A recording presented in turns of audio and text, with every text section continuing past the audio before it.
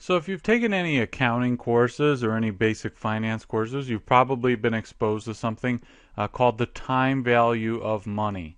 So we hear this concept a lot, and it's something very important to the foundations of finance and to some degree accounting. So we want to talk about, well, what does this mean from a conceptual point of view? What is the concept here? What are we talking about when we say that money has a time value? So let's look at this through an example. So let's take an example here. Let's say that I offer you two options. Okay, now one of the options is going to be that I give you $100 cash today. $100 today. And then in the other option, we're going to say that I give you, let's change colors here again. Let's say I give you $100 1 year from now. 1 year from now.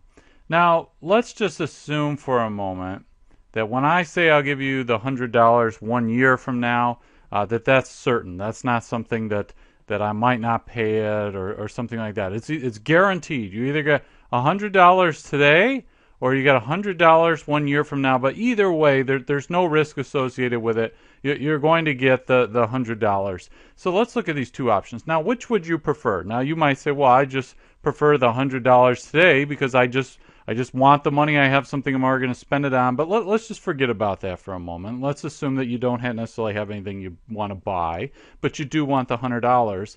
Well, you might think, well, I'm indifferent whether I get it today or whether it's 1 year from now.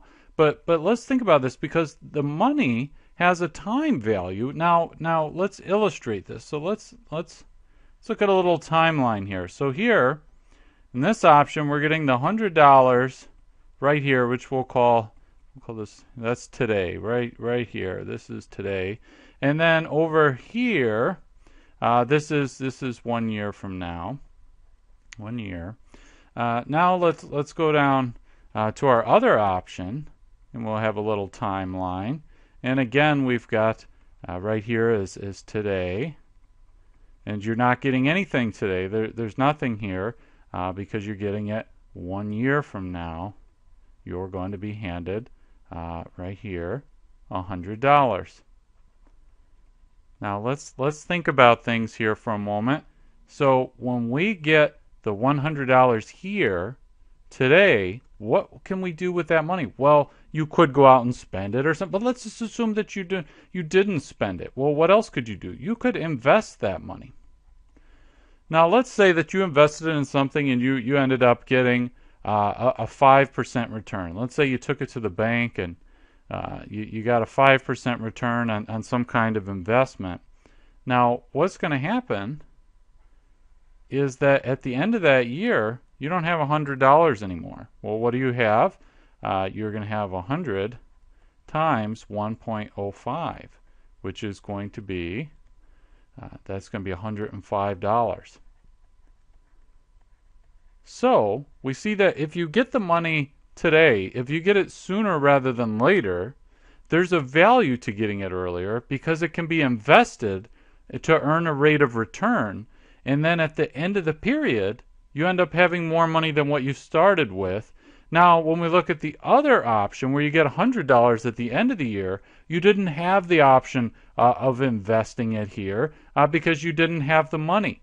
So when you get the money sooner rather than later, there's more value there because you can go ahead and invest the money and earn a return on it. So that's what we're talking about when people say that the time value of money. They're just basically saying that money is something that if you're looking at cash flows, cash flow today or cash flow in the future, a cash flow today, all else equal, the same amount is going to have more value because it can be invested for that return. So now you might be thinking, well, how does this have real world applications or what are we thinking about? But let's say we've got some project that the firm is thinking about. That project, you might say, okay, well, we're going to buy this machine and it would generate cash flows over a period of, let's say, 5 years. So you can look at these different years and you can go and say, okay, here's year 1, 2, 3, 4, 5.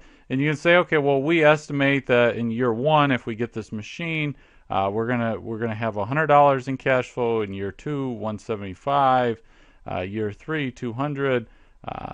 300, and then let's say in the last year it generates 50. But what you can do is say, okay, well, now we know we're estimating these cash flows, but now what we want to do is we want to say, okay, well, like for example, here in year 5, that $50, we can't just add all these together and say, okay, well, now we've got this sum and this is how much it's gonna generate from this price. We have to take into account that $50 5 years from now is not worth the same as $50 today. So what we're going to do is account for this time value of money, and TV, maybe not the best acronym I have there, but the time value of money. We're going to look at this and we're going to say, well, what if we can just go ahead and say we earn a 5% interest on all our investments? Then we can say, okay, let's figure out what that $50 5 years from now is worth in terms of today's dollars.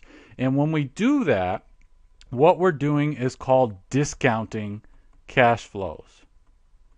So we're discounting cash flows. So that 50 here, this is a cash flow in year 5. And what we're doing is we're saying, what's the rate of return we could have earned on money today? Let's say 5%, 7%, whatever it is.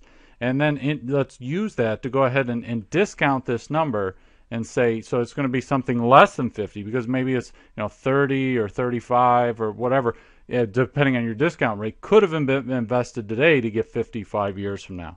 So when we talk about discounting cash flows, what we're doing is we're using the time value of money concept and some other formulas that we're going to talk about in other videos to take future cash flows and figure out what are they worth today.